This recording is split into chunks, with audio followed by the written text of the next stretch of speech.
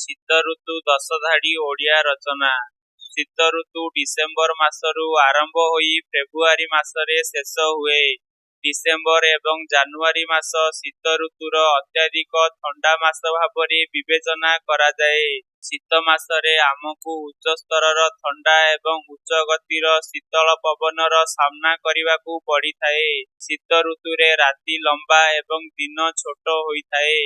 ଆକାଶ ପ୍ରାୟତଃ ସ୍ୱଚ୍ଛ ଦେଖାଯାଏ, କିନ୍ତୁ ବେଳେବେଳେ ଅତ୍ୟଧିକ ଥଣ୍ଡା ମାସରେ ଘନ କୁହୁଡ଼ି ହେତୁ ଏହା ଦିନସାରା ଅସ୍ପଷ୍ଟ ରହିଥାଏ। ବେଳେବେଳେ ଶୀତ ଋତୁରେ ମଧ୍ୟ ବର୍ଷା ହୁଏ ଏବଂ ପରିସ୍ଥିତି ଆହୁରି ଖରାପ ହୋଇଯାଏ। ପାହାଡ଼ ଅଞ୍ଚଳଗୁଡ଼ିକ ଧଳା ବରଫର ଏକ ଘନସ୍ତର ସହିତ ଆଚ୍ଛାଦିତ ହୋଇ ବହୁତ ସୁନ୍ଦର ଦେଖାଯାଏ। ଶୀତ ଦିନେ ପ୍ରବଳ ଥଣ୍ଡାପାଗ ହେତୁ ଲୋକଙ୍କୁ ଘରୁ ବାହାରକୁ ଯିବା ବେଳେ ଅନେକ ଅସୁବିଧାର ସମ୍ମୁଖୀନ ହେବାକୁ ପଡ଼େ। ଏହି ଋତୁରେ ଅଧିକ ଥଣ୍ଡା ଯୋଗୁଁ ଲୋକମାନଙ୍କୁ ଥଣ୍ଡା, କାଶ ଓ ଜ୍ୱର ଭଳି ଅନେକ ରୋଗର ସମ୍ମୁଖୀନ ହେବାକୁ ପଡ଼ିଥାଏ। ଶରୀରକୁ ଗରମ ରଖିବା ସହିତ ଅତି ନିମ୍ନ ତାପମାତ୍ରାରୁ ରକ୍ଷା କରିବା ପାଇଁ ସମସ୍ତେ ଶୀତ ଦିନେ ଗରମ ପଶମ ପୋଷାକ ପିନ୍ଧନ୍ତି।